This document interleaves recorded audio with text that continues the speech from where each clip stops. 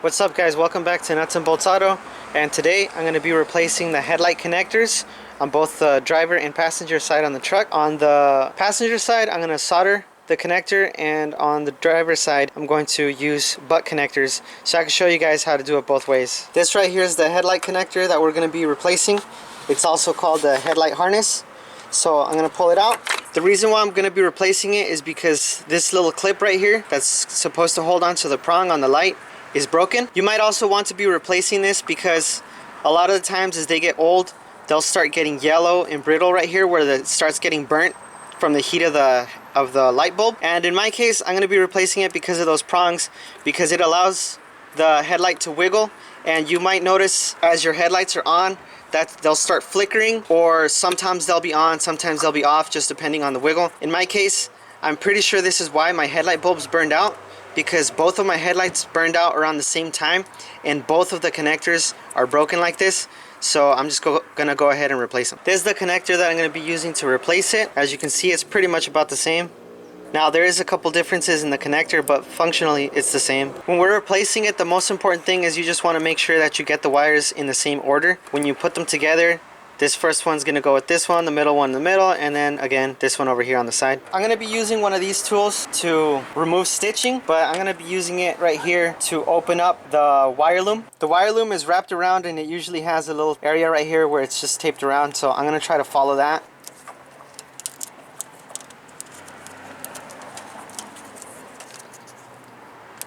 Alright, before cutting any of the wires, you want to make sure that your headlights are off, because if you were to grab this and just cut like that, you'll short out the power to the ground and blow the fuse. So make sure that your headlights are off. You could also just disconnect the battery, and that way you won't have any voltage running across the wires. Alright, so now I'm just going to cut them.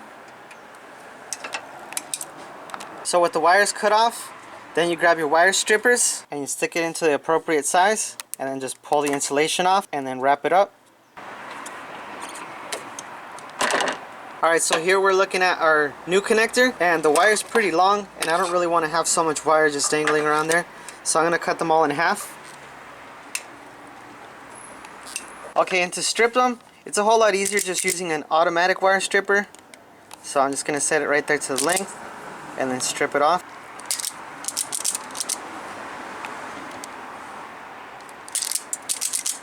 So in my case, I'm going to be soldering the wires together. Just got to make sure to put the heat shrink on there before soldering. And to make things easier, I'm going to get started with the middle wire. After that, just remember the orientation of the connector. Okay, so to get started with the middle wire, I'm going to grab both wires and then twist them together. There, I'm just going to use this helping hands that I made to hold the wires a little bit for me. Got my soldering gun. Right about there, once it starts melting the solder, it's ready to go. And then just put it under the wire. And then touch your solder to the top of the wire. Once we got that solder joint, then you can take your helping hands off. Alright, so after you got your solder joint, you pull the heat shrink over and then put a lighter to it. With the middle wire done, now we just got to do it 2 more times. And to wrap it up, I've got this Tessa tape, and I'm just going to go ahead and wrap the connector.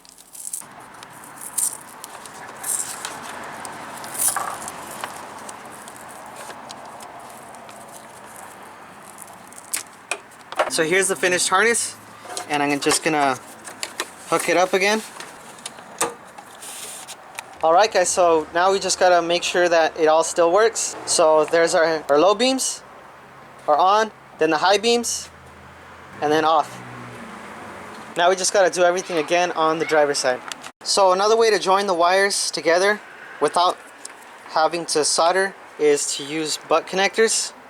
And these ones here, you just need to clip the wire a little bit and then put the connector and crimp it, and then that'll hold the wires together. You could put the heat shrink over it too, so it makes it a little more water resistant. It'll be basically the same repair.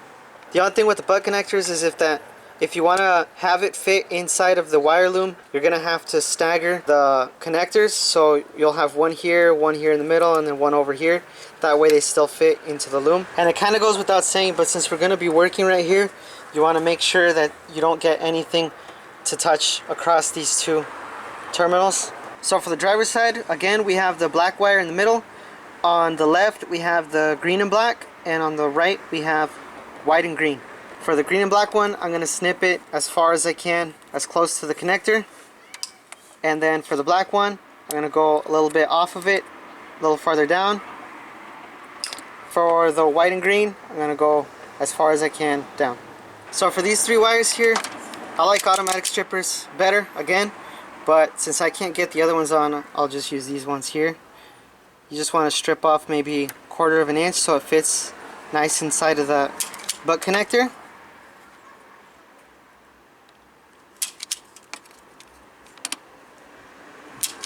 With the wire stripped, you want to twist the ends together.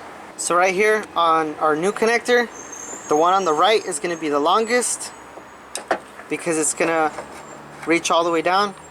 Then for the middle, somewhere in the middle, and then the one on the left is the shortest. So then again, just strip the ends off these wires and then twist these ends as well. So first we're going to work with the shortest wire coming from the truck. You put the butt connector onto the wire, grab your crimpers, and crimp it down. Okay, and over here you want to make sure that you have the heat shrink over it. And then grab the longest wire, put it onto the butt connector, and then crimp it. And again, give it a tug, make sure that it's on there really nice and snug. Alright, so now that we got it crimped, you pull down the heat shrink over and then shrink it.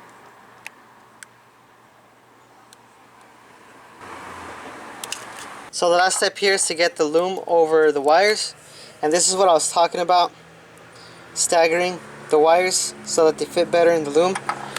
Even as it is, the loom is pretty much at its maximum right now, so I could have staggered them a little bit more. But again, I'm going to be wrapping electrical tape over all of it. So here we are. Here's another finished harness. Now we just got to plug it in. So now for the test on the driver's side, we got our low beams and high beams, and it's all good to go. So there you go, guys. We got the headlight connectors replaced in the truck. I hope you guys liked the video. Remember to like, comment, share, subscribe, and all those other goodies. Thank you.